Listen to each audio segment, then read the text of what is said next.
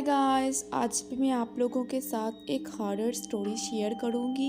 ये स्टोरी मुझे ज्योति नामी लड़की ने सेंड की है और कहती है कि ये वाकया उनके साथ तकरीबन 2 साल पहले पेश आया था, जब उन्होंने दिल्ली में एक फ्लैट खरीदा था। मैं उस वक्त दिल्ली के एक कॉलेज में स्टडी कर रही थी।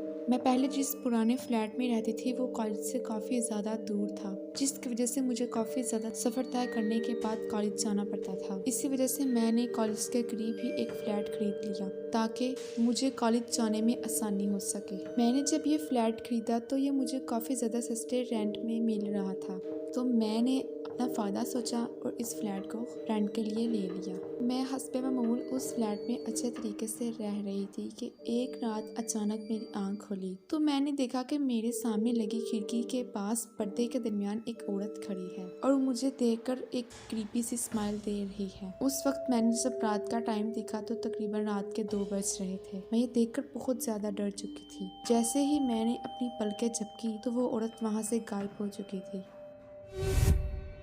सुबह उठकर मैंने ये बात अपने पड़ोसियों को बताई तो पड़ोसियों ने मेरी बात को बिल्कुल ही लाइट लिया और मेरी बात का मजाक उड़ाया। मैं रात को अक्सर लेट नाइट स्टडी किया करती थी। जैसे जैसे दिन करीब आते जा रहे थे तो मेरे एग्जाम्स भी करीब आते जा रहे थे। मैं अक्सर रात को तकरीबन 1 बजे तक एग्जाम्स की तैयारी करने के लिए पढ़ा करती थी। मुझे अच्छे तरीके से याद है कि मेरा मैथ का पेपर था जो मुझे काफ़ी ज़्यादा मुश्किल लग रहा था और मुझे टाइम का पता ही ना चला। पढ़ते पढ़ते मेरी आंख लग गई। सुबह जब मेरी आंख खुली तो मेरे आधे से ज़्यादा सवाल सॉल्व होने वाले रह चुके थे। जैसे कॉलेज जाने से आधा घंटा पहले मैंने एक दफ़ा बुक पर नज़र दौड़ाई तो मैंने देखा कि मेरी बुक पर रेड पेंसिल के साथ किसी ने क्वेश्चंस मार्क किए हुए हैं और उन क्वेश्चंस पर इम्पोर्टेंट लिखा हुआ है। मुझे लगा कि शायद ये मैंने ही लिखा है। हड़बड़ी में मैंने उन क्वेश्चंस को सुबह जल्दी से रिपीट किया और कॉलेज चली गई। जब मैं वहाँ पेपर देने के लिए बैठी तो वही क्वेश्चंस पेपर के अंदर आए हुए थे। खैर मैंने पेपर तो सॉल्व कर लिया, लेकिन घर आकर मैं बहुत ज्यादा हैरान हुई क्योंकि मेरे मैथ्स के पेपर की तैयारी बिल्कुल भी नहीं थी। जो क्वेश्चंस मैं सुबह करके आई थी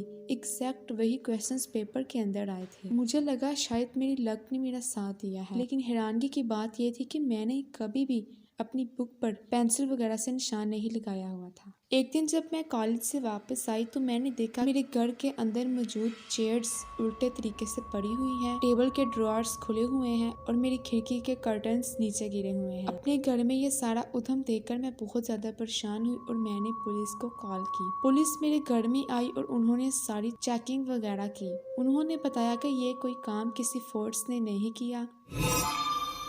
तब मैं समझ चुकी थी कि मामला कुछ गड़बड़ है। फिर मैंने किसी पंडित वगैरह से पता करवाया तो उन्होंने कहा कि इस घर में एक आदमी और उसकी बीवी रहा करते थे। वो आदमी अपनी बीवी को बहुत मारा करता था और एक दिन उसने अपनी बीवी को इतना मारा कि मारते मारते ही उसकी बीवी मर गई। जैसे ही उस आदमी को पता चला कि उसने अपनी बीवी को मार दिया है तो उस आदमी ने खुद सुसाइड कर लिया। इसी वजह से उस आदमी की बीवी इस घर में भटक रही है और उसकी आत्मा अभी तक इस घर में मौजूद है। ये सब जानकर मैं बहुत ज्यादा परेशान हो चुकी थी। फिर मैंने पंडित जी से कुछ मंत्र वगैरह अपने घर में पढ़ाए और अपने घर में उस आत्मा की मुक्ति के लिए पूजा रखी। जैसे ही मैंने पूजा वगैरह खत्म की तो मुझे लगा कि शायद अब उस आत्मा को मुक्ति मिल चुकी होगी, लेकिन ये मेरा वहम था क्योंकि वो आत्मा अभी भी मेरे साथ मौजूद है। वो आत्मा मुझे कुछ नहीं कहती लेकिन अपनी प्रेजेंस फील करवाती है। इसके बाद मैं तकरीबन 6 महीने उस फ्लैट में रही और बाद में मैंने उस फ्लैट को छोड़ दिया। आज भी अगर मैं यह स्टोरी अपने दोस्तों वगैरह को बताऊं तो वो इस बात का बिलीव नहीं करते, लेकिन मेरे साथ ये पेश आने वाले सारे वाकयात सच्चे वाकयात हैं। तो ये थी आज की एक हॉरर स्टोरी। अगर आपको स्टोरी पसंद आई हो तो मेरे चैनल को सब्सक्राइब करें और इस वीडियो को लाइक करें। Thanks for watching.